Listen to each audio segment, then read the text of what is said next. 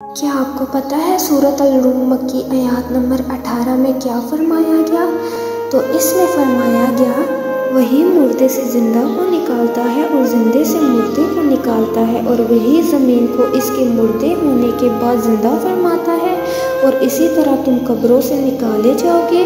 और उसकी निशानियों में से है कि इसने तुम्हें मिट्टी से पैदा फरमाया, फिर अब तुम इंसान होकर ज़मीन में फैल रहे हो। और उसी की निशानियों में से है कि इसने तुम्हारे लिए तुम्हारी ही जिनसे जोड़े पैदा फरमाए, ताकि तुम उनके पास सुकून पाओ, और उसने तुम्हारे दरमियान मोहब्बत और रहमत पैदा फरमा दी। यकीनन इसमें से निशानियां हैं उन लोगों के लिए जो गौर और फिक्र करते हैं।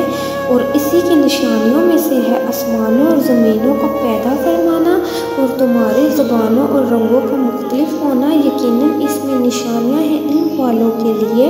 और इसी की निशानियों में से है तुम्हारा रात और दिन को सोना, तुम्हारा उसके फजल रिज़्क़ को तलाश करना। यकीनन इसमें निशानियां हैं उन लोगों के लिए जो गौर से सुनते हैं।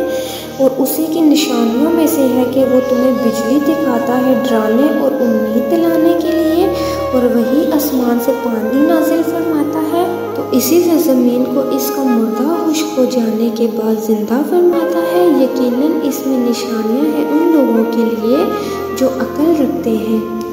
और इसी की निशानियों में से है कि आसमान और ज़मीन इसके हुक्म से कायम है। फिर जब वो तुम्हें एक बार पुकारेगा ज़मीन से, तो तुम उसी वक्त निकल पड़ोगे अपनी कब्रों से।